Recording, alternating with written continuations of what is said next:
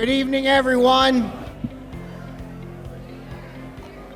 I would like to welcome you to this year's Hall of Fame induction. Before we serve dinner, at this time we'll have an invocation by Dave Metz.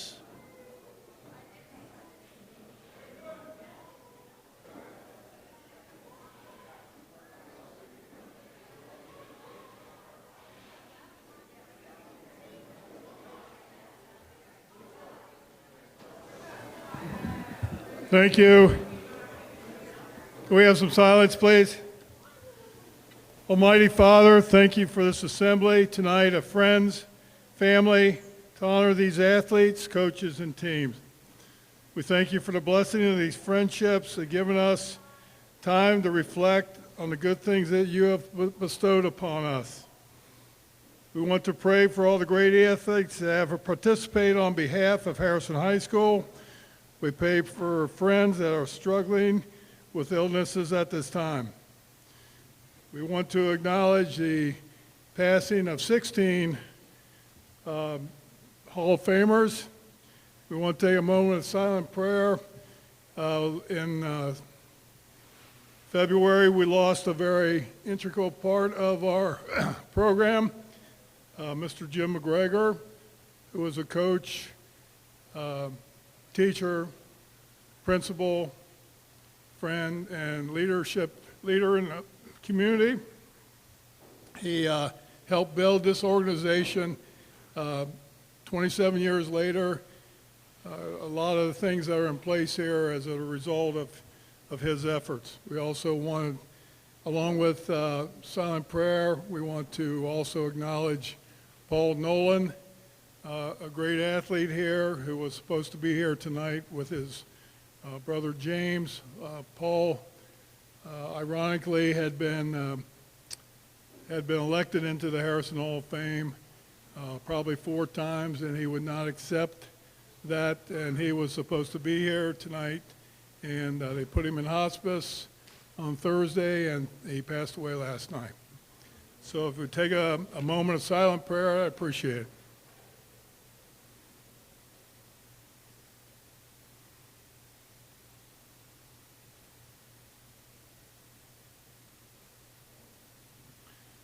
Lord, please bless this food and watch over us. Give us the strength to live in your name. Amen.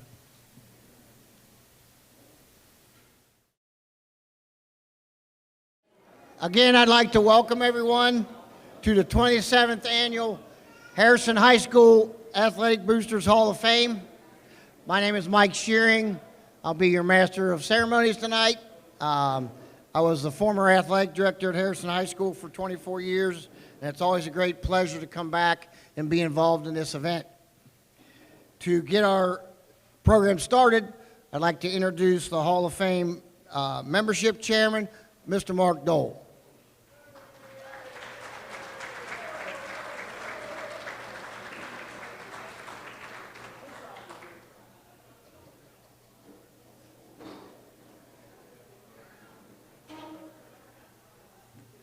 I'd like to welcome everybody on behalf of the Harrison High School Hall of Fame Committee.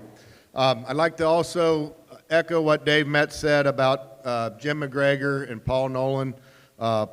Even though Paul wasn't officially inducted, he's definitely a Hall of Famer. And Mac will be sorely missed by all of us. He was integral in forming the Hall of Fame golf outing, which we raised several $1,000s over the years, and we've given this will be the 10th year that we've given scholarships, and next week there's going to be an announcement that we give a young lady and a young man $1,500 scholarship apiece. So that's some of the good works that the Hall of Fame Committee's done. We also, Chris Niehaus initiated contact with us this past year. They're doing a weight room improvement, and they're raising funds, and the Hall of Fame Committee donated $15,000 this year to the new weight room. So that's another thing we've done. So.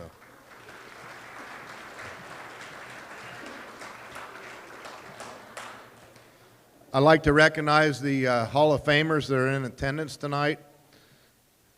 Craig Bachman, Steve Barnes, Jerry Bovard, Sandy Brickner, Patty Brickner Van Cleve, Jim Dole, Doug Dole, Mark Dole, Jeff Elrod, Terry Jackson, Jeff Kelly, Dave Metz. Here's another threesome, the Myers boys, Mark Myers, Curtis Myers, and brother Jordan's joining us tonight. So Dennis Quachtemeier, Mike Shearing, Dennis Steelman, Art Vanderpool, Gene Ziegler, and Greg Zuliger. And I hope we didn't miss anybody. If we did, stand up.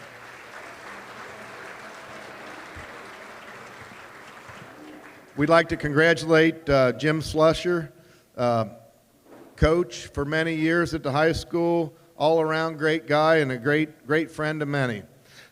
Chris Rother, he's more than deserving for a long time, 1,000-point scorer in basketball. Jordan Myers, third member of his family to be joining the Hall of Fame. That's a defensive family of some of the hardest hitting defensive people that ever came out of Harrison High School. And I witnessed that because I was across from Mark Myers in practice a lot of times. He hit hard. Brittany Wilson Farley, state champ, indoor and outdoor state champ. She joins the ranks of the first Harrison High School state champions in attendance tonight, Jeff Kelly, wrestling state champion back in the 70s. 1983 cross country team. It's their 40-plus year anniversary, so we're going to get to hear from all of them tonight. Congratulations to all and welcome. I'd like to thank Mr. Hamstra and the school board. Several members are here tonight. We appreciate you all coming. And I'd also like to thank Patty Van Cleve on representing the boosters here tonight. Thank you.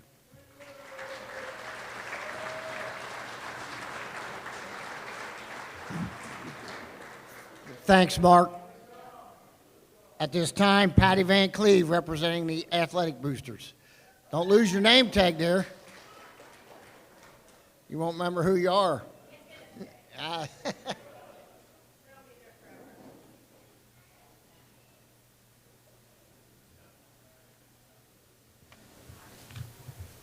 I stand here before you not only as a proud member of the Hall of Fame, but as the treasurer of the Harrison Athletic Boosters. The Harrison Athletic Boosters takes pride in supporting the needs of coaches and athletes by purchasing equipment and uniforms for Harrison athletes grades 7 through 12. We also offset the cost of this Hall of Fame dinner, which the Athletic Boosters has done since its establishment. We raise funds through concessions, spiritware sales, and fundraisers such as the Harrison Stag and the golf outing. We are happy to support this dinner and recognize the success of Chris, Brittany, Jordan, and Coach Slusher. I can't call him Jim because I went to school when he was in there. So congratulations to you four, very well deserved. Thank you.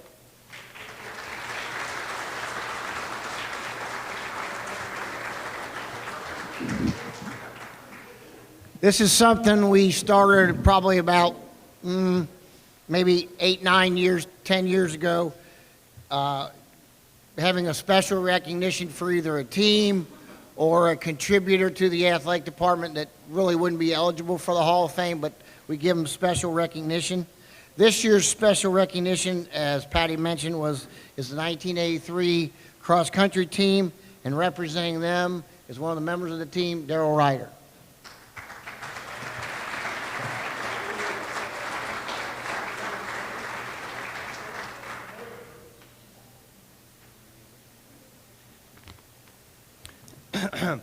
Congratulations to all the inductees tonight, this evening.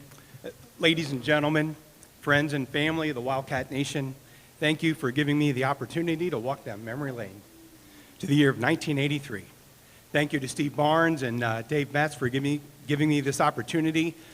You may regret asking a 58-year-old man to talk about his old high school glory days. You know, the older I get, the better I was. All these years, I thought I was the #1 runner on the team. I felt I deserved to be. But as looking back at the records, I saw that Eddie Thrasher beat me the entire season, except for the last couple of races. And I was very sad to realize that. Eddie and I competed for the #1 runner spot. Troy, Steve, and Mark competed against each other for a spot in the top 5. And this is my first of 83 points. I thought 1983 I'd give 83 points as to why we were such a special team. But this is point number 1 as the reason our team was so special that year. There was a lot of competition among us. I expected myself to be the #1 runner, and I was doing everything I could to be the #1 runner. But I didn't want to be the #1 runner if it meant Eddie had to have a bad race. I wanted Eddie to be as good as he possibly could be. The better he ran, the better our team was, and that was the bottom line, success for the team. That was the most important. And how does your team get better? Each person gets better, and they want the same for their teammates. And our team had that mentality, a fierce but healthy competition for the team. And thinking about what I was going to say concerning this team, I looked through some old newspaper clippings. If you're under the age of 35, ask your parents of what newspaper clippings are. I found a Cincinnati Enquirer article printed right after we won the sectional meet at Princeton. This was just a week after we had beat the Green Hills at our county league meet, and we were finally ranked 3rd in the city, only behind Lakota and Elder.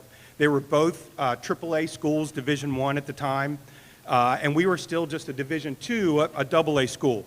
I've taken some excerpts from this and a couple of articles, and I hope you don't mind me sharing them with you. The article says, Coach Jim Slusher was watching the last of the runners go by when he turned to a companion and said, "This is where my kids would have been just a couple of years ago, and I'd be yelling for them to try to get into the top half. Not anymore. All my runners are in the top half." The article goes on to say that success in cross country at Harrison is fairly new and fairly hard to explain. Even Slusher, the man most responsible for the turnaround, can't explain it.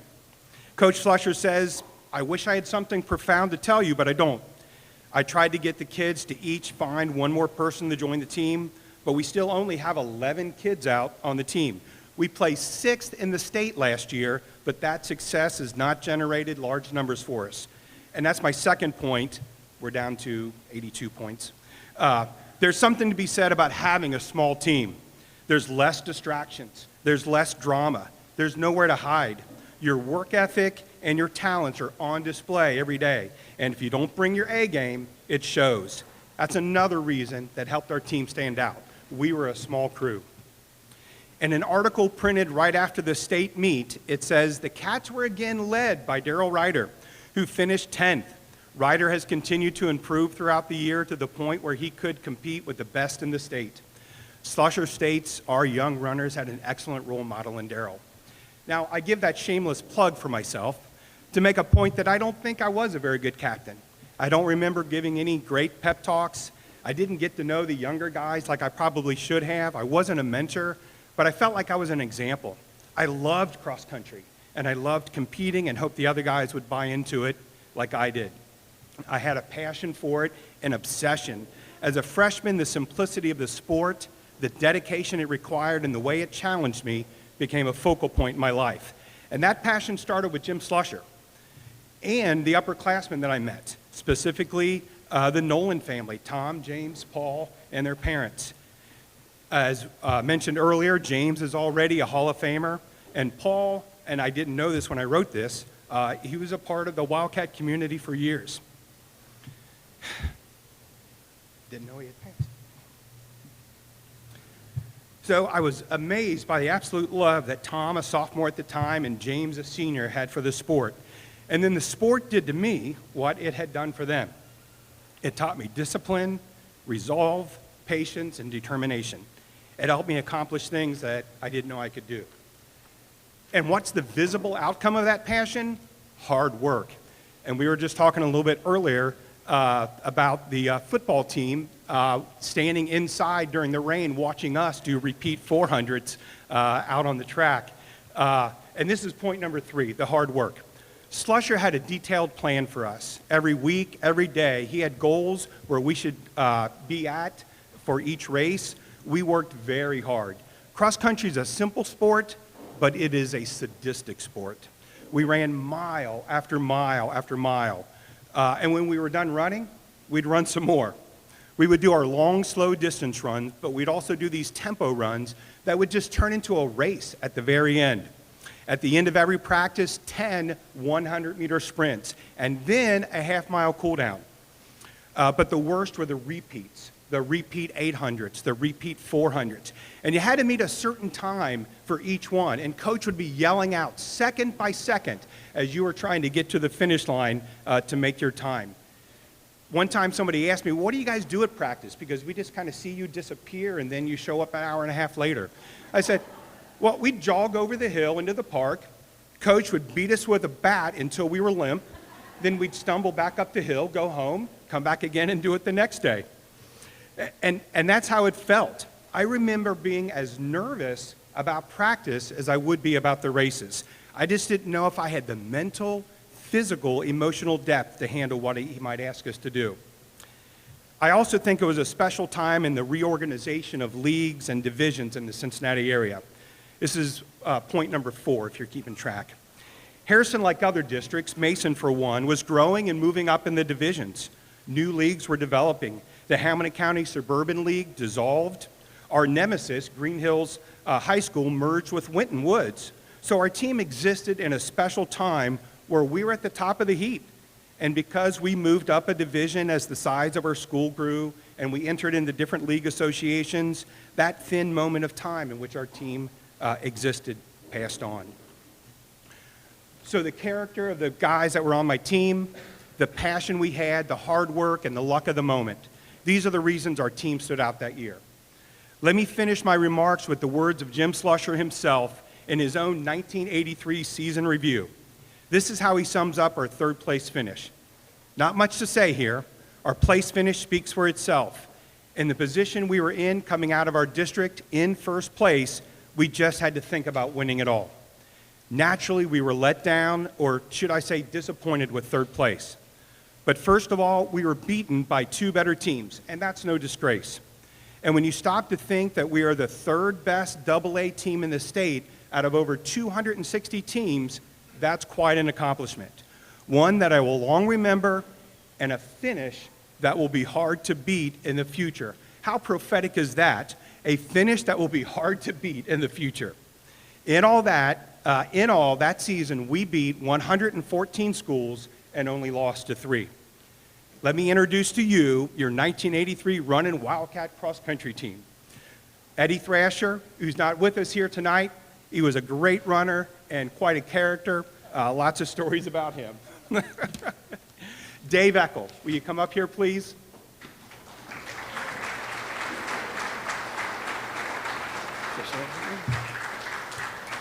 Dave was 5th place and most valuable runner at the Cincinnati AA sectional meet. He was 7th place award winner at the Southwest Ohio District meet, 16th out of 126 runners at the Ohio State Championships, and was voted Southwest Ohio Cross Country Coaches All-City First Team.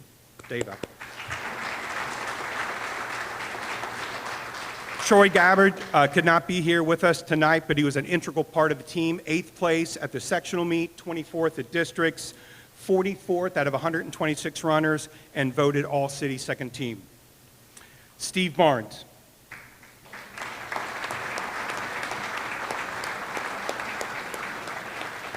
Steve was 7th at sectionals. He was 42nd at districts, 51st place at the Ohio State Championships, and voted Southwest Ohio Cross Country Coaches All-City second team. Steve Barnes. And Mark Rubbs. Mark was most valuable runner and award winner at St. Bernard Invitational. He was an award winner at the Goshen Invitational, most valuable runner at the Southwest Ohio District meet, and 104th place individual at the Ohio State Championships. Mark Rubbs.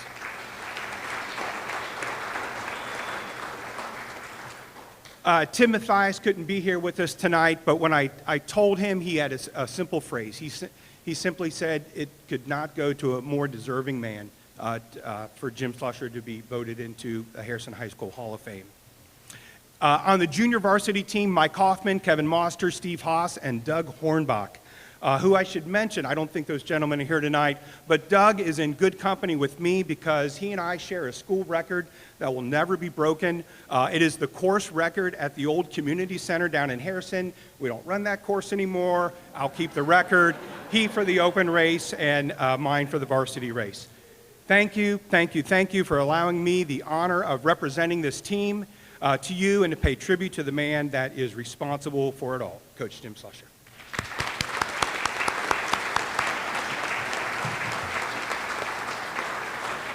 Thank you, appreciate it. They told me they'd buy me a bottle of booze if I mentioned the ticket that Mr. Shearing got from a park ranger as he was swerving at us the one day at practice. I don't know if he remembers that, but...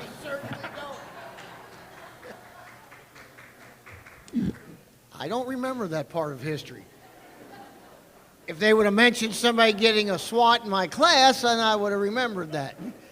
How many people in here in my class got a SWAT from me? Come on, Mark. Oh, Doug? No? Okay, good. I'm glad you admitted it. Now to recognize our inductees to the Hall of Fame. Our first inductee, as was mentioned by this team, is Coach Jim Slusher. He was at Harrison High School from 1974 to 2007. I got to know Jim very well as I was the athletic director. I don't remember, was I still athletic director when you were coaching or not? I can't remember. Or was it Gages? I can't remember. The years blend together. But to introduce him as one of his runners and still working at the high school and coaching track and cross country, Mr. Steve Barnes.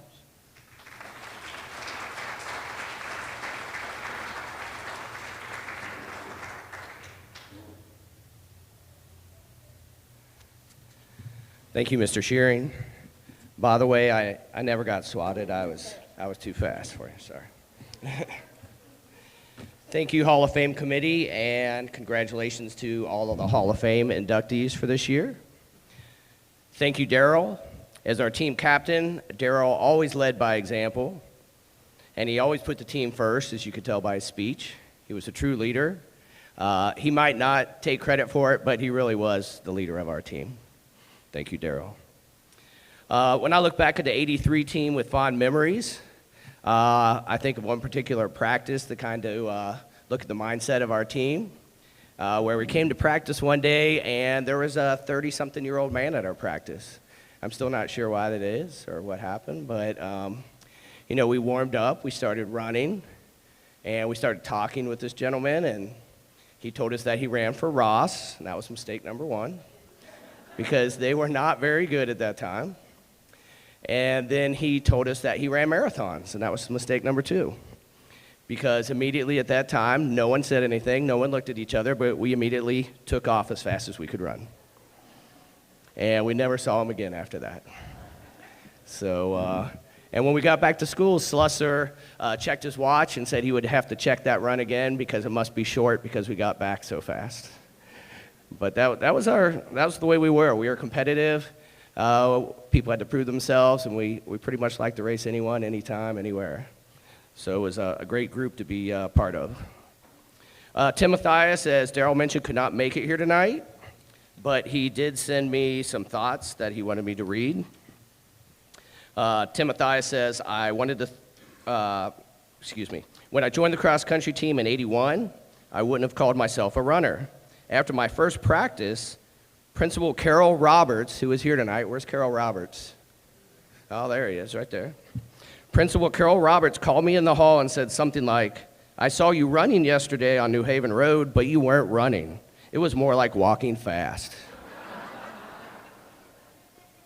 I know you're surprised to hear that from Carol Roberts, but he definitely had a long way to go, Tim said. Coach Slusher used the rolling hills of Harrison and Whitewater Park to make runners.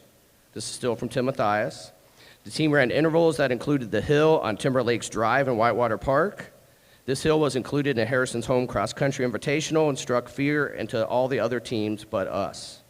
I know Coach has the records, but I think the team won every Harrison cross-country invitational during my time in high school from '81 through '84. Coach would also use the 9 miles, including Strumple Road, as a base builder. Coach used this road to make many runners. The 83-84 team was something extra. There were 6 runners and me. The 83 team didn't just run the hills, the team would push and run over the top. It's the extra effort that counted and was put forth to win. Coach Slusser kept record of all performances, whether race or practice, and tried to get the team to peak at just the right time in the season. My best running memory of all is the 27th finish in the city championship and a 5K PR, and I had 6 of my own teammates in front of me. I peaked so hard that day that I never ran a 5K faster in my life. I have run many races, even finished the New York Marathon twice, so Coach Runner even made a runner out of me for life. The Hall of Fame award couldn't go to a more deserving person that really impacted my life positively, thanks to Coach Slusser.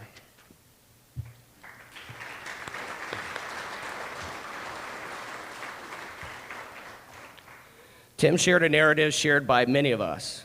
Slusser took inexperienced runners and molded us into top competitors. He did this with excellent communication. When he spoke, he exuded competence and respect. He also wrote letters and shared books with athletes. His credibility shone through as well, and there was no doubt, as he was a member of 2 state cross-country championship teams when he ran for Cleveland St. Joseph High School. And he also ran for the University of Cincinnati, track and cross country for 4 years. Slusser taught us to be tough, to have a great work ethic, and to challenge ourselves. During the summer, he conducted a 500-mile club. We ran many hilly and long routes throughout the season, and every year our interval workouts, as Darrell mentioned, culminated with 20 times 400-meter repeats with 90 seconds rest, and as Dave Eckel mentioned earlier, all with no water. You're not allowed to have water during meets, so we were not allowed to have water during practice, any practices, for 4 years. Slusser is an impassioned cross-country coach. He truly loves the sport and wants everyone to enjoy it the way he does. This was evident to all of us, and some athletes came up with a nickname for Coach Slusser, CC Jim. Slusser also had empathy for his runners, and he taught us to have empathy for each other as well. He would meet us individually and explain how we might have differences, but if we learned to treat each other as teammates and work together, we would achieve more as a team. Here are some of the things that Slusser achieved during his coaching career. He was the Cincinnati Post All-Metro Cross Country Coach of the Year in 1983. 5 consecutive Boys League Cross Country Team Championships, 80 to 84. Boys Sectional Cross Country Team Runner-Up in 81, and Sectional Cross Country Team Champions in 82 and 83. District Cross Country Team Runner-Up in 82 and Team Champions in 83. 6th place at the Ohio High School Cross Country State Championships for the team in 82, and 3rd place for the team in 83. He also coached many athletes to many cross-country course records, some that I guess will not be broken for Darrell. Also, school and league records as well. Coached 13 cross-country athletes, the first team All-City, 9 cross-country athletes as district qualifiers, and 7 as state qualifiers, and those are individuals, not counting the teams that qualified. So let's give a big round of applause for our 2024 Harrison Hall of Fame inductee, Jim Slusser.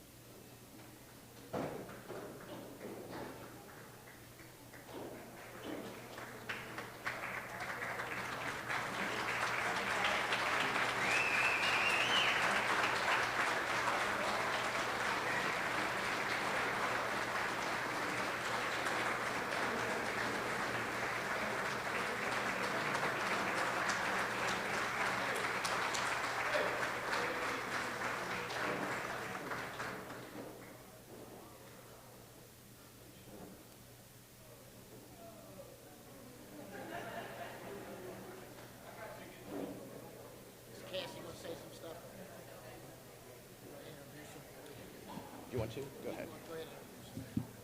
Cassie, Coach Slusser's daughter, and Joe, his son, have a few comments to make. Thank you. Of course I have to follow them. I'm his daughter. For everybody who didn't know, when I came in tonight, and I had to tell everyone, and this is my brother Joe. I'll start off by saying our dad is amazing. He raised us by himself.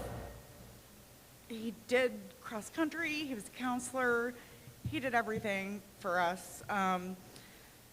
Growing up as a single parent, I'm gonna read my stuff because I can't. Growing up as a single parent, as many do, presented its challenges, but my dad's presence was constant beam of light guiding us through the darkness.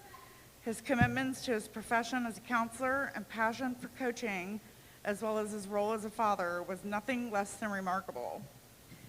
Despite the demands of his responsibilities, he always made time for my brother and I, whether it was cheering us on from the sidelines or imparting invaluable life lessons during our evening talks. His dedication to his cross-country team wasn't just about winning. It was about instilling discipline, perseverance, and relentless drive to push beyond limits. As I look back, these are the same principles with which he raised my brother and I. I am so grateful for the sacrifices that my father made to ensure that we had every opportunity to succeed. He taught us that setbacks were simply opportunities for growth. Failure was never the end, but just simply a stepping stone towards greatness.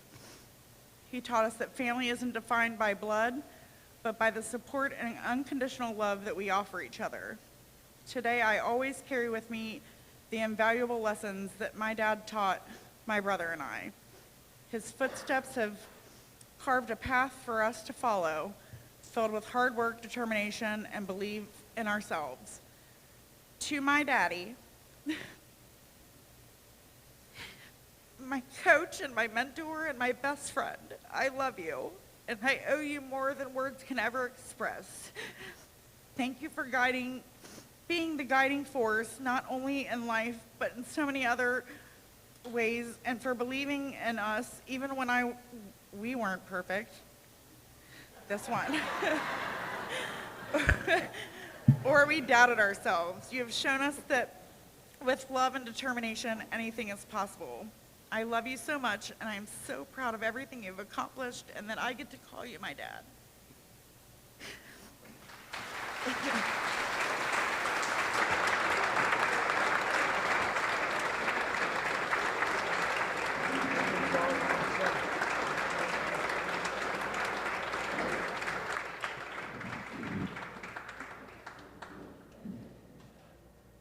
Our next inductee is from the class of 1998, Mr. Chris Ruther.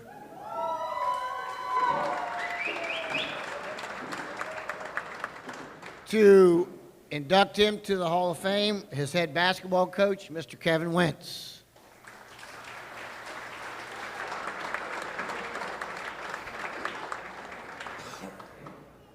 So Bubba just leaned over to me and said, "How long's your speech?" I said, 25 minutes, take your shoes off and relax.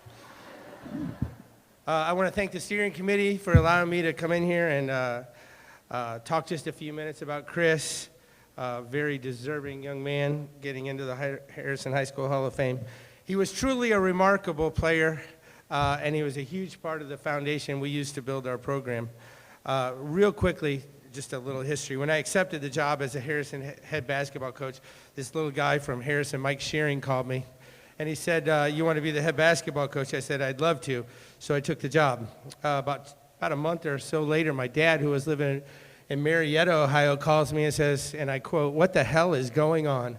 And I said, "What's wrong?" He said, "I was watching the news and just saw that the Harrison High School coach had stolen some money from some kids and Michael Jordan." And I said, "Dad, that's not me, sorry." So then I put together my coaching staff, and we sit down and we talk about all the players that we're going to have on our team. And we get to the freshman class, and we talk about some specific players, and we get to this kid called Chris Ruther. And they told me, he's got potential, he could be a good player. However, he's a bit of a wild card. And I'm like, what do you mean he's a wild card? He's a wild card because he failed to show up to some games and to some practices because he got a bad grade in class and he ruled himself ineligible. And so I was like, wow. So let me get this straight. We've got stealing in the program. We can't win. We've won 3 games in 2 years, and we're smart enough that we can declare ourselves ineligible. So that's how I started the program.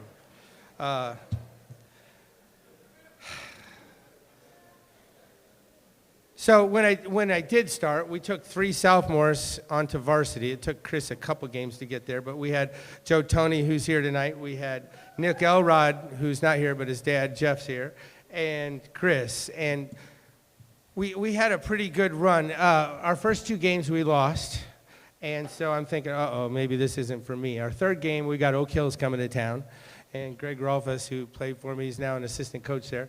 But Oak Hills comes to town, and they were the biggest, strongest, most dominant high school basketball program I'd ever seen. And they literally manhandled us from start to finish. And I tell you this for one reason and one reason only, and that is that's when we became a good basketball program. We went into the locker room, and sometimes we had some moments where we'd stay in the locker room a little longer than most teams. And we decided to dedicate ourselves to the weight room, and we became the hardest working basketball team, and specifically, Chris became the hardest working person in our weight room. And as a coach, you know when your best players become your hardest workers, you're going to have a good program. And that's exactly what happened. So that's why I tell you all that. After the Oak Hills game, we finished the season, 9-8, which was a good start for a program that had only won 3 games in 2 years before I got there. Our second year, Chris, his junior year, we got to as high as number 8 in the state in the AP poll. And then our 3rd year, Chris's senior year, we went 19-4, had a phenomenal year. And we lost in the sectional finals to a really, really good Princeton team. And that's how we turned our program around, with kids like Chris who worked very hard and made our program a very successful program. When you work hard on the floor, when you work hard in the weight room, and you work hard in the classroom, good things are going to happen. Chris's sophomore year, he averaged 11.5 points and 6.8 rebounds a game. His junior year, he got better, got stronger, 16.8 points and 8.4 rebounds a game. His senior year jumped even higher, 17.3 points a game and 10.8 rebounds a game. Multiple awards came his way, all conference, all district, District 16 All-Star, Player of the Decade in the All-Star game, 1,000-point scorer, all those things he earned and he won. His athletic progress, his development were phenomenal, and his stats, speak for themselves. However, there are some stories that can't be told through stats, and that's why I'm here tonight. We're at Hughes. Rough crowd, rough game. Chris goes up for a rebound. He gets undercut. He won't remember this. He lands on his head. My friends, otherwise known as the officials, invite me out to the floor to check on Chris. And mind you, this is before concussion protocol. We huddle around Chris, and I said, Chris, who's the President of the United States? Chris opened his eyes, he looked at me, and he said, George Clinton.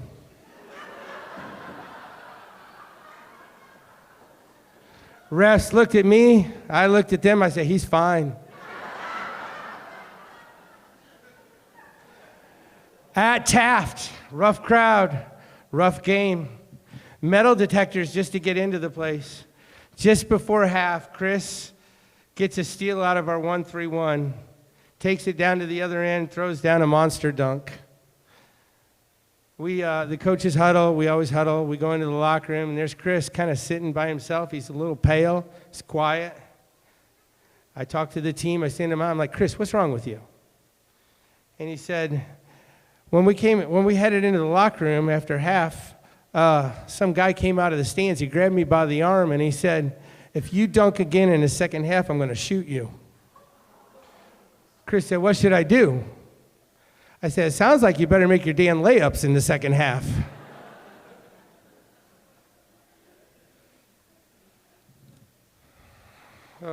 My third story has to do more with the respect I have for Chris. On occasion, I run into people who remember what we accomplished for 9 years here at Harrison. And those are the years Bob Heil, the deceased sports editor of the Harrison Press, he referred to them as the glory years of Harrison basketball. So now I coach at Taylor. Currently I coach at Taylor. And we're getting ready to scrimmage just this past year against an opponent. And their coach, I didn't even recognize him, comes over and he says, hey, can we sit down sometime and talk about that 1-3-1 you used to run in Harrison? And I laughed. And I said, we can talk about the 1-3-1 all you want. We can talk about our rotations. We can talk about our rules. We can talk about how we shift the defense, et cetera. But what we would have to talk about is the kid we put at the top of the 1-3-1. His name was Chris Ruther, and he had the longest arms. He was athletic. He could jump off the floor quicker than anybody I ever coached. And so while the 1-3-1 was good that we had, it was only good because of the kids we had in it, and Chris was phenomenal at it. And so with his athleticism, his size, his work ethic, he made me look really smart. And so for that, I appreciate him. I can honestly say in 30-plus years of high school basketball coaching, and apologies to all the guys that are here that I love a whole bunch, Chris is the best high school basketball player I've ever coached. So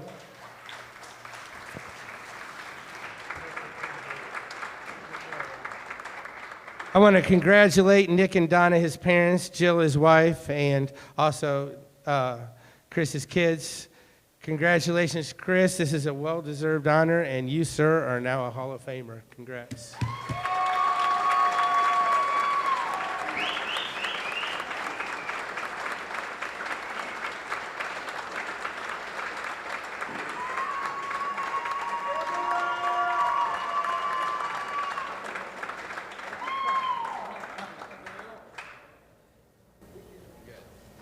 All right.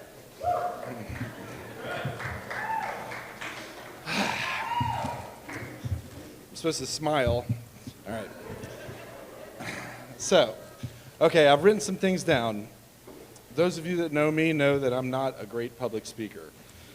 Sorry, Michael and Courtney, for the best man speech. It was bad. Good news is that this can't go worse than that, so I'll keep this short. First, thank you, Coach. I certainly wouldn't be here without you. I was super lucky to have you as a coach. I'm good.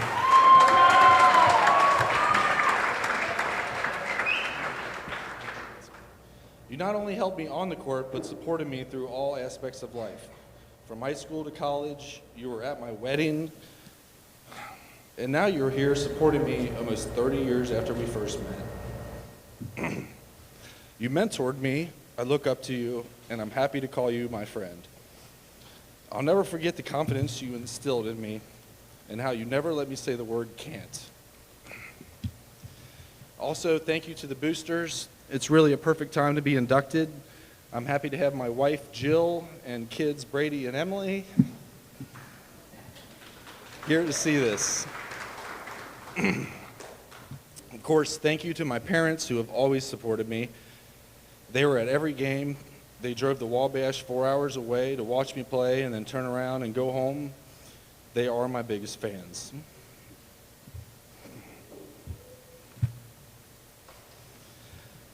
I love playing for this team. We pushed each other every day. Sophomore, junior, and senior year, we were always a confident group and worked well together. And to this day, there hasn't been a team like us, and there probably will never be. I remember senior year versus EC, so many people came. They had a rope off the court. We also beat them by 30, putting up 90-plus points. It felt like everybody in Harrison were at our game cheering us on. The community support was awesome. I'm so happy to live, work, and raise my kids here.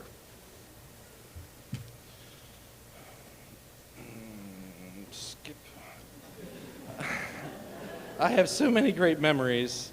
I talked to my wife about them, and she said most of them were not appropriate to share. So I'll just mention a couple.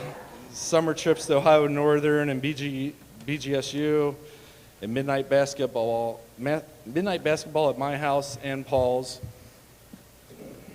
Special shout out to Marianne and Lisa for being here tonight. I miss Paul every day and wish he was here.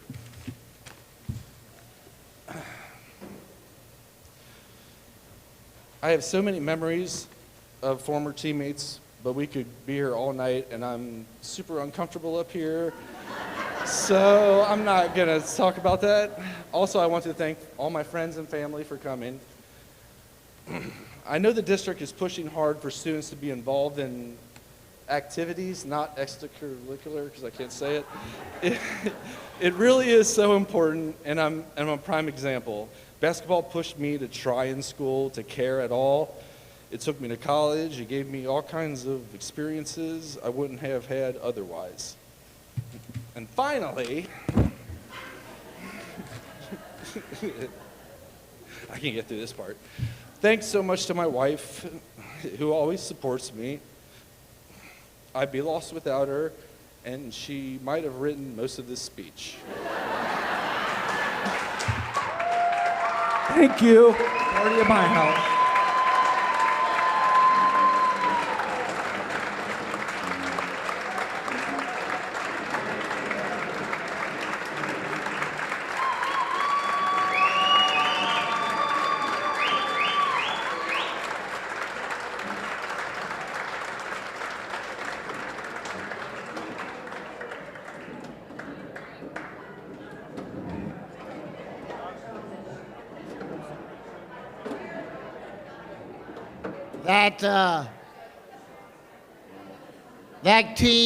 That team that Chris was on, and Joe Tony that's here, and Nikki Elrod, as the athletic director, was one of the funnest basketball seasons I ever had.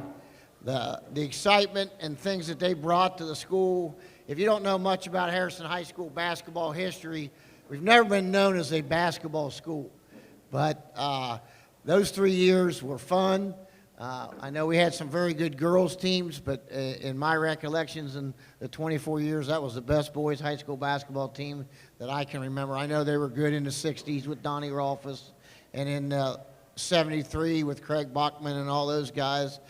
But they were fun to watch, and they did bring some life and excitement to the school. So as a memory, I really appreciate that. Our next inductee from the class of 2005 is Jordan Myers. He will be...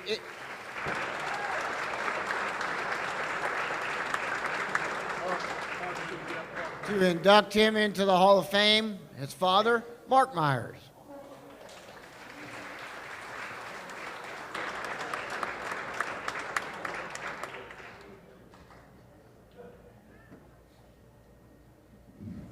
Well, I want to thank the committee and fellow Hall of Fame members, new inductees to this wonderful evening, this wonderful occasion. It's really special for the community and all those involved, for being former athletes and living in Harrison. And there's a thread that runs within this room for people. There's a connection there. So I wanted to recognize Jordan and Curtis, myself. I think we're the fourth or the fifth family, like Mark had mentioned, to have a father and two sons, and that's a unique accomplishment.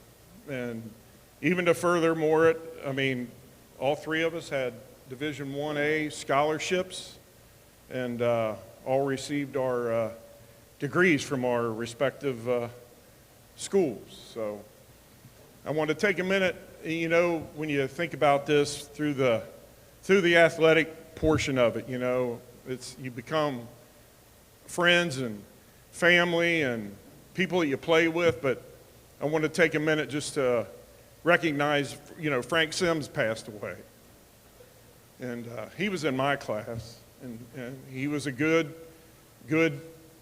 guy, fellow teammate. Played linebacker together for 3 years. We played basketball together for 3 years. And I just want to take a minute to recognize him. Just recently passed away, and keep Bev and the family in your prayers, for sure.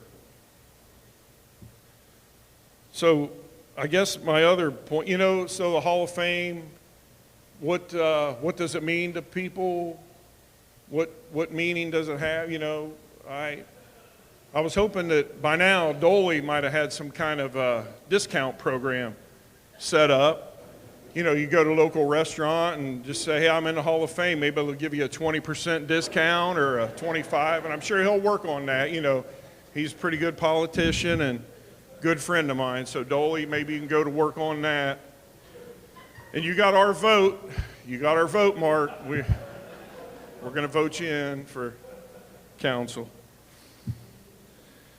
Well, I wanted to jump into this and talk about Jordan. So we're here tonight. There's quite a handful of records that he owns, and I'm really not going to try to recall them all, but as Dolly might have mentioned, he's a tackling, hitting machine. So from the linebacker position at Harrison High School, it was fairly coveted position. If you're a defensive player, that's something that you kind of look forward to if you were a contact-driven kind of person. And those things changed over the years from 5-2 defenses to 4-3s and so forth. But Jordan was very fortunate. Myself, Curtis, we all shared a common thread with Coach Knox. He was my junior high head coach. He was Jordan's head coach for 3 years and Curtis's head coach for 3. And that's a special thing. And Coach Albrink's here tonight. He was a great influence on Jordan, I know, at Harrison. And, we never really even discussed coaches much. It wasn't it really wasn't just like eat, breathe, sleep, sports. I mean, we had plenty of family life, plenty of vacations and so forth. But for somebody like Coach Albrink to be involved with Jordan, it was it made it easy. It made it easy as a parent and a player to know the quality of people that your sons and daughters and athletes are around. So that was special to us. And I know he's here tonight. Thanks, Tony. So was there an it factor? There's something that sets you apart. It's something that sets you apart to be a top athlete, higher caliber athlete, height, speed, strength, all the intangibles you look for. And for me as a father and kind of a unique perspective to look at this as a fellow athlete and a father and former player, there was an it factor, and Jordan had it. It was speed, it was strength, it was agility, had all that from a young age, and it started at a young age. I mean, I wasn't going to sign him up for sports, right? Football at that time at the age of 7. Been disconnected for a long time. There was a lot of old school football that I remember playing in back of Harrison Elementary down on Broadway. That's kind of my old memory. So he comes home out at Crosby, and he's kind of like, you know what? I think I'd like to play football. This was the age of 7, and I said, well, okay. What do you think, Rhonda? And I'm like, okay, well, we'll sign him up.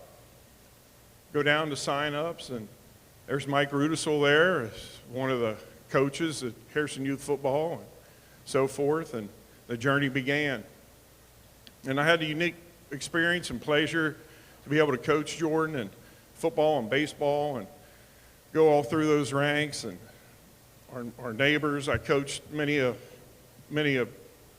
family members, like with Elrod's. They were part of the family with us, with the kids, coaching them in baseball and football, and Jordan and Zach playing together, and Jordan's cousin Dustin, and that was a real pleasure for things, be able to do that. So, but this all started at a young age, worked its way through, morphed.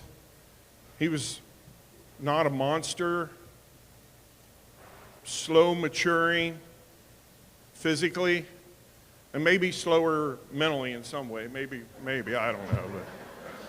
maybe that could have sped up a little bit more, but we'll go with the slow maturing process. And man, that was an advantage, because when he was in 8th grade, there was still a lot of cannon fodder left. And by the time Jordan got to be a sophomore in high school, it was on. It was command the field, make tackles, make plays, made it look easy. And I would say that through it all, when Jordan Myers tackled somebody, they were going backwards. They were going to the side. There wasn't any of this JOP, jump on pile. It was a physicality that you don't teach, that you just have. It's an innate ability to do these things, to run that fast, to be that type of an athlete. And he was. The athlete, the strength, all that, and funneled that into becoming a top-tier player at Harrison, city of Cincinnati, and it was a joy to watch. And I'm going to fast forward, and he earned and earned and earned all the way through, got a football scholarship, goes to Ohio, finally gets his time to shine. You see the draft, you see a lot of things going on. About 238 pounds, ran a 4.48 40, and was really blossoming and still maturing that in his junior year. And he was number 5, if I can recall, 5 or 6 in the nation after 4 games at Ohio U in tackles. And then there were some setbacks that kind of derailed things with injuries and so forth, but that's a whole nother story. But I would be amiss if I did not mention the athletic prowess that came with that. And I wanted to just say, you know, the Harrison youth football, you always heard people say, they're just crazy down there. I didn't know much about them, you know, but we went down there. I never forget, and maybe I shouldn't mention names to kind of save grace for some people, but anyway, Gary Percival said, he said, you know, I've been doing this for a long time. That was the greatest performance of any 7-year-old I'd ever seen. And I was like, you know what? I think these people are crazy, you know. I'm like, but they were into it, and as a community and as teams, and sure enough, that thread just kept running, and I just want to make some quotes of people, like, as a parent, from a parent's perspective. It's like Tommy Harris, he was a former Harrison player and coach. Now, I mean, this is odd, right? I mean, you're a parent. You're a parent. And your kid's playing. I didn't get involved with other teams. I hardly ever even spoke to our own coaches at Harrison. But Tommy Harris, I was down at the sideline. Tommy Harris comes across the field and he says, hey, Mark, how you doing? I said, hey, I'm doing pretty good, Tommy. He said, I just want to let you know, you know, we're tracking number 20 wherever he is. And wherever he lines up on the field, we got 1 or 2 guys assigned to hit him. And I was like, oh, well, I'm glad you're doing good, Tommy. That makes me feel good. You know, you guys are tracking him and you want to hit him. And I was basically, and I told him, I said, hey, Tommy, tell him not to hit him in his daggone back all the time. And I thought that was real unique from a parent to a former Harrison guy. And I'm like, tell him not to hit him in his back. I mean, anytime on special teams, he was getting speared left and right, punt return, and I recall it all, and I could go on and on with that. Senior year, we're at Colerain High School, East-West All-Star game. Some people might know the name Kerry Combs, Coach Combs. He was the coach. He was the coach of the squad. We're at Colerain. Jordan and I rode together and went up there, and I got to watch some of the practices. Coach Combs,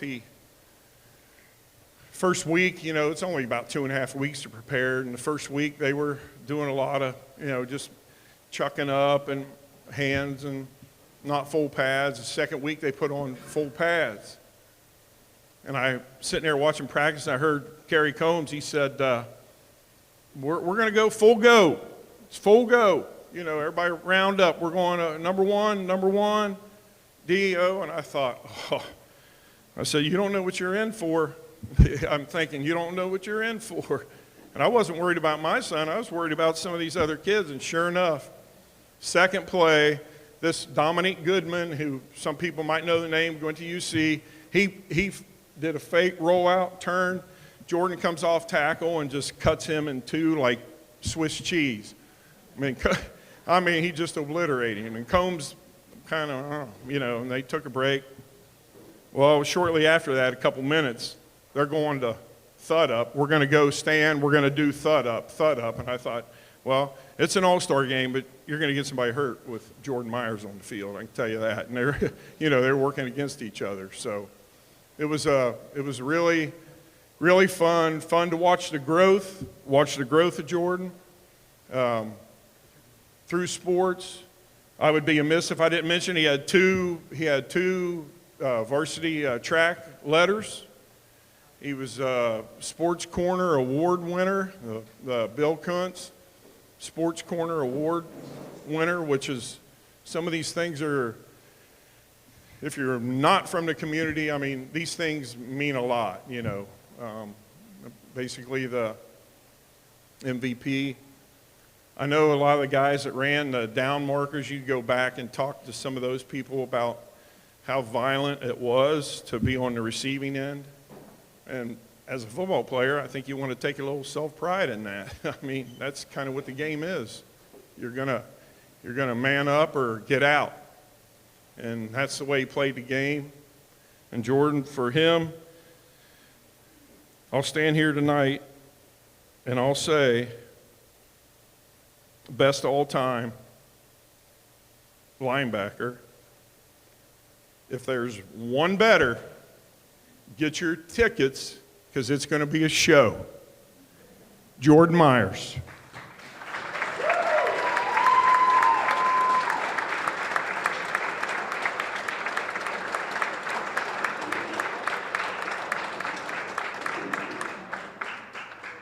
All right, I'm not going to talk nearly as long as my dad did. But first and foremost, I just want to thank the good Lord for blessing me with the athletic abilities to play the game. I also want to thank the committee for inducting me. A huge thank you to my dad, my coach, my mentor. Without him, I'm not sure I'd be where I'm at in my life today. Another huge thank you to my mom for preparing the best home-cooked meals in the world and assuring we had enough to eat at all times. I want to thank my wife for sticking it out with me throughout the years and putting up with all my shenanigans and blessing me with 3 beautiful souls. Most of you know I was an animal on the field. This came with time and growth. I started playing football at age 7 years old. I was good, fast, quick, agile. The game almost came natural to me. Remember the old Pete Rose saying, see the ball, hit the ball? Well, my motto was either have the ball, score the ball, or see the other guy with the ball, make the big hit.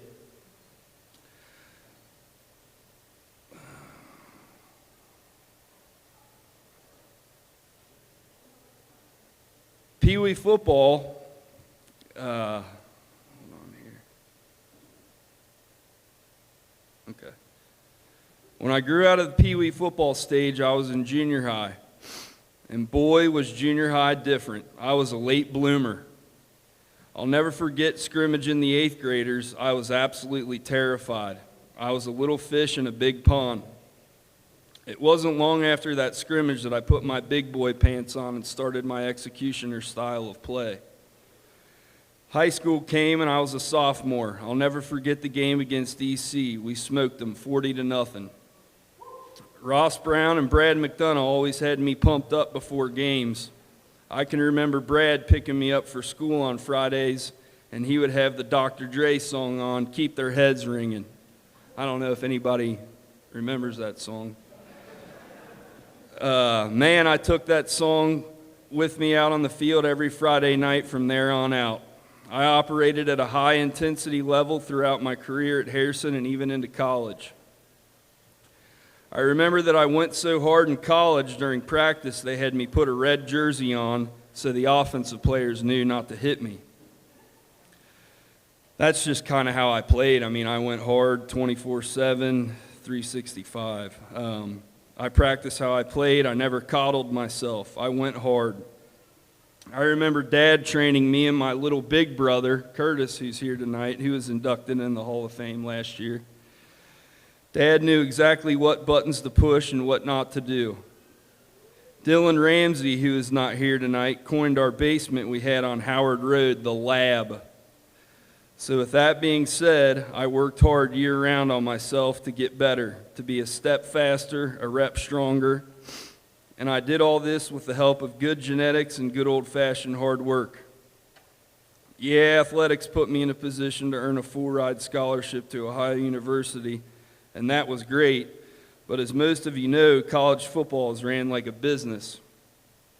But I'm telling you all right now, nothing quite compares to those high school Friday night lights. I'm not going to take up any more time. Thank you for listening to my speech. Thank you to Harrison for helping me develop into the man I am today, and go Wildcats.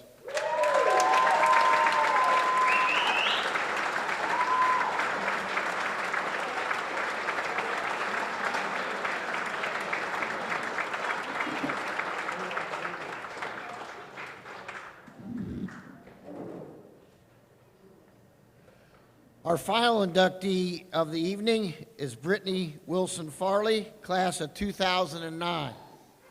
To induct her into the Hall of Fame, her throw coach, Mr. Greg Zuliger, also a Hall of Fame member.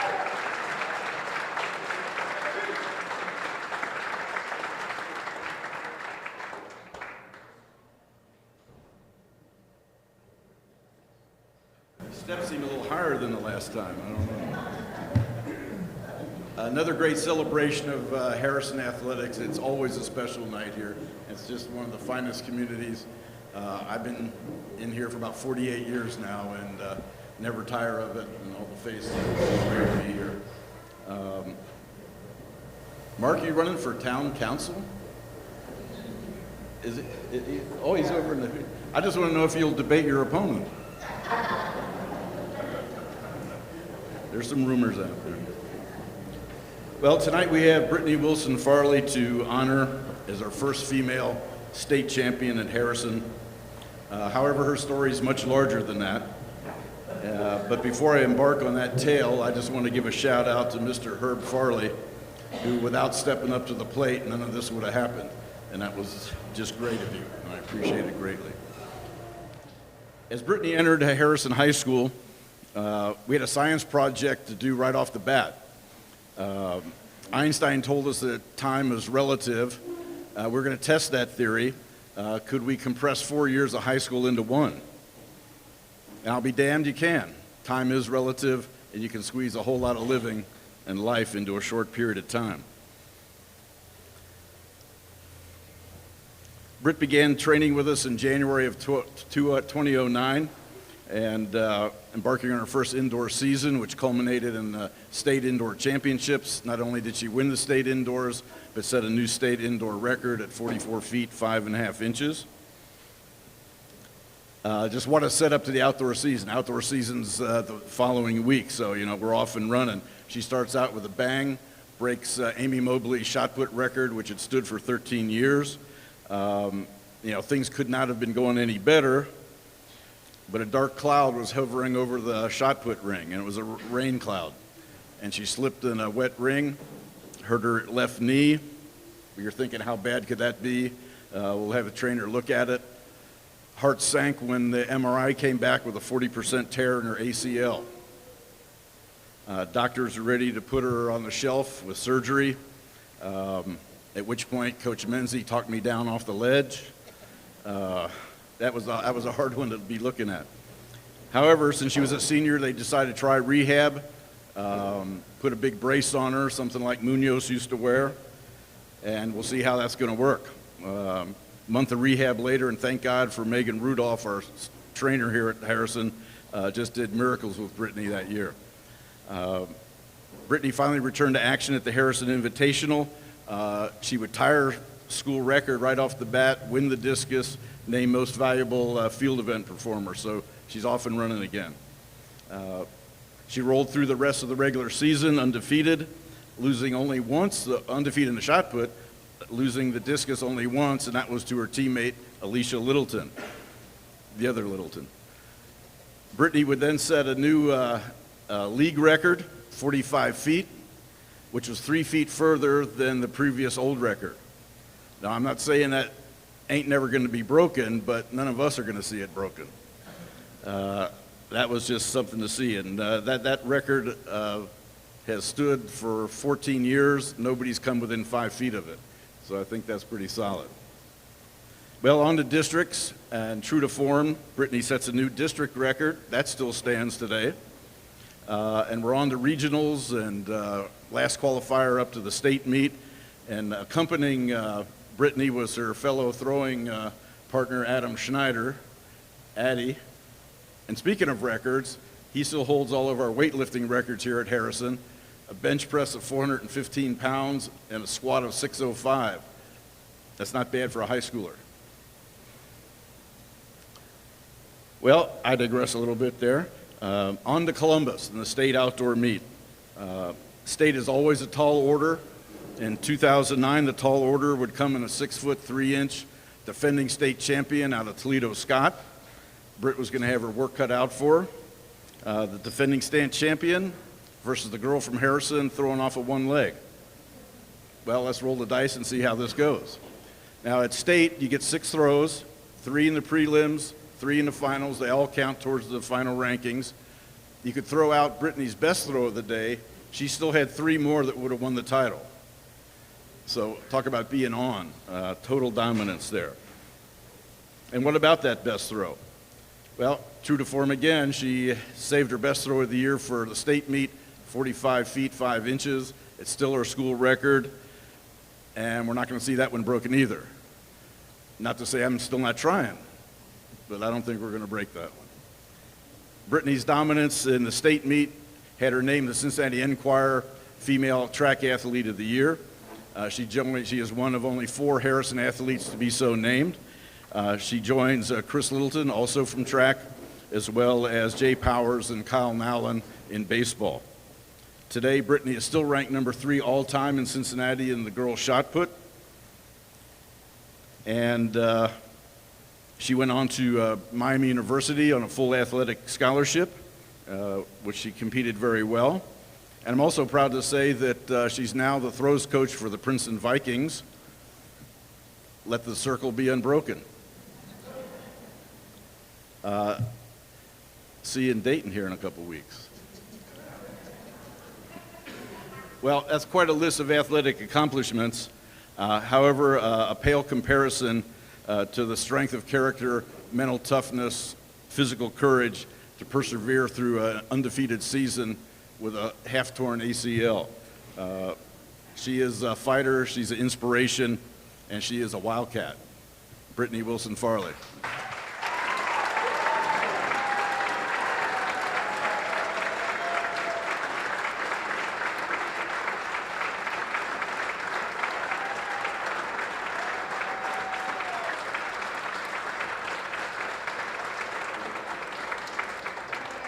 Thank you.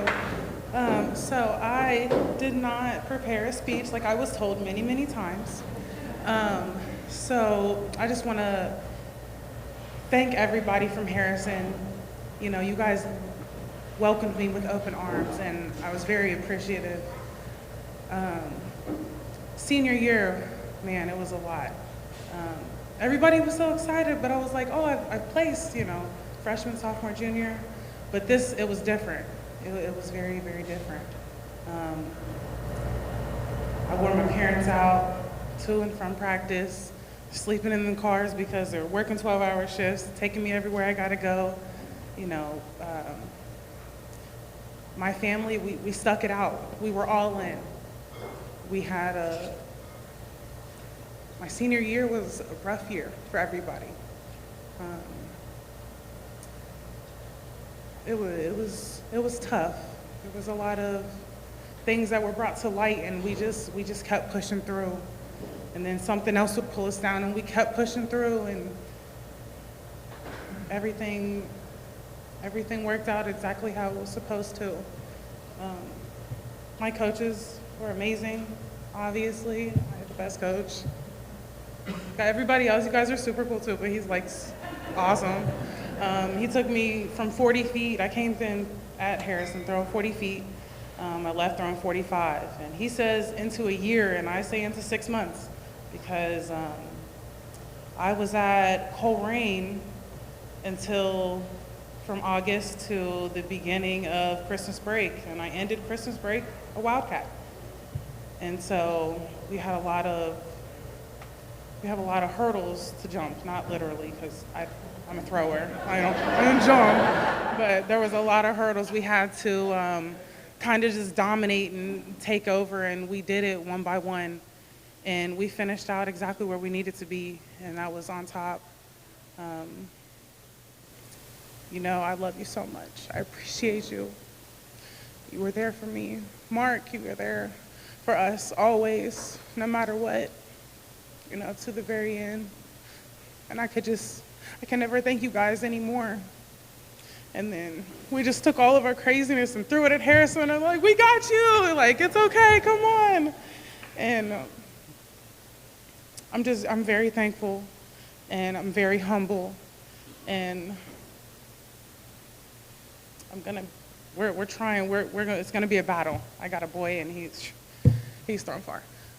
But my teammates were awesome. I feel like I was with Annie every year, even though it was a mere 5 months that, you know, we were getting to know each other. Adam was always super supportive, because at other schools, you know, it's okay if you're doing well, you just can't be doing better than them. And you come to a brand new school with brand new people, and they're like, hey, Brittany, and I'm like, oh, hey, Brittany, and I'm like, oh, this is my first day at Harrison, how do they know me? But I'll always, by heart, and you know, in my heart, I'm always gonna be a Wildcat. And I thank you guys so much. Thank you, Dave Metz. That was the best phone call. I was having such a horrible day. My toddlers were going crazy. So when you called, I like locked myself in the bathroom, and I'm like, oh my gosh. So I just wanted to say thank you again, and you guys, we did it. We rocked it. Thank you.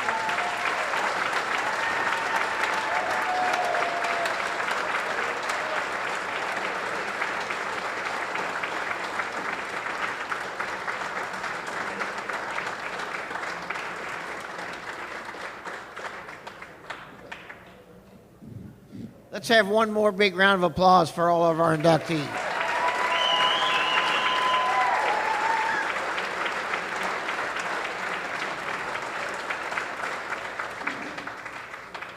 You know, no school district does things by itself, but you always have to have some leadership, and having known John for as long as I have, he's doing a great job as superintendent. And to give our final comments of the evening, I'd like to introduce the superintendent of Southwest Local Schools, Mr. John Hamstra.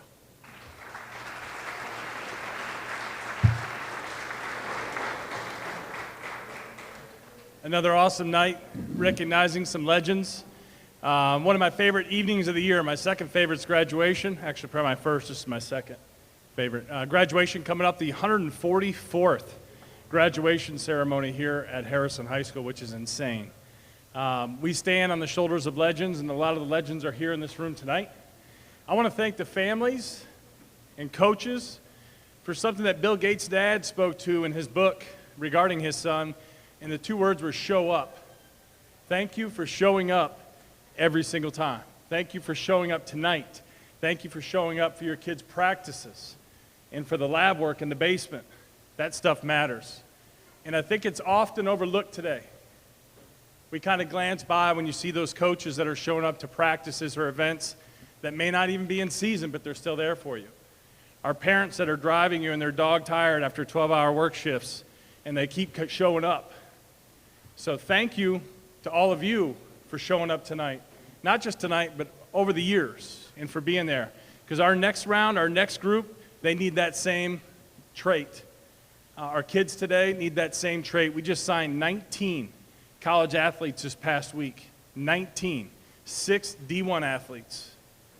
We're going to graduate one of our largest graduating classes on May 21st. Our longest running high school alumni association in the country is meeting for the 141st time on June 1st. That's a small plug for our alum. Show up, June 1, 6 o'clock at the high school. I want to thank you all for being here tonight. I want to thank the families for the support. Incredible accomplishments. They're rattling them off, and I'm just shaking my head. It's amazing. Don't take that stuff for granted. And thank you, coaches, for being there time and time again and for showing up. Have a great night. Drive home safely.